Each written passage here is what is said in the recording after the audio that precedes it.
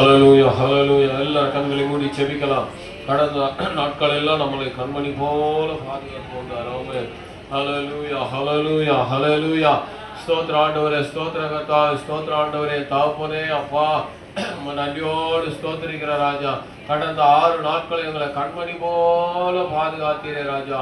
ஆண்டவரே, நாங்கள் இருப்பது நிர்மூலமாகாமல் இருப்பது உம்முடைய கிருபை ஆண்டவரே. அப்பா, உம்முடைய கிருபை ராஜா. இரவிலே உம்முடைய கரம் எங்களோடு கூட இருந்தது ராஜா. இந்த தகப்பனே, பகலிலும் கர்த்தாவே எங்களோடு கூட இருந்தீரப்பா.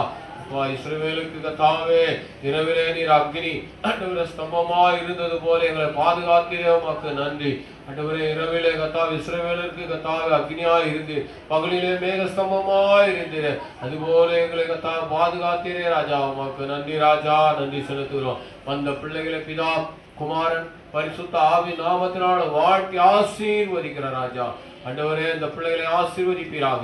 எல்லா கன மகிமை துதி பலி எல்லாம் நீங்க எடுத்துக்கொள்ளுங்க ஆண்டவராய் இயேசு கிறிஸ்துவின் திருநாமத்தில் பிதாவே, ஆமென். சங்கீதம் 72 12வது வசனத்தை யாராவது ஒரு நல்ல சத்தமா வாசி. ஆமென். அடுத்த வாசி 13 வாசி.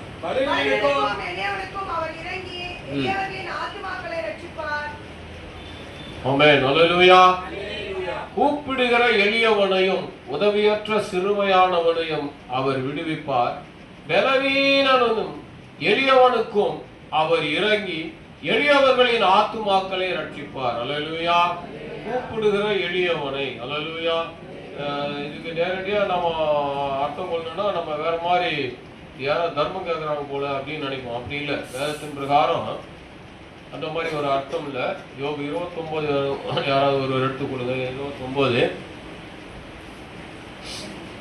பலவீனனுக்கும் எளியவனுக்கும் அவர் இறங்கி. 12ஆம் வசனத்துல நாம் பார்க்கிறோம். நீங்க யோபு 29 எடுத்து ரெடியா வச்சுங்க. கூப்பிடுகிற எளியவனையும் உதவியற்ற சிறுமையானவனையும் அவர் விடுவிப்பார். ஹல்லேலூயா. அப்ப எளியவன் சொன்னா நம்மளுடைய மைண்ட்ல உடனே வர்றது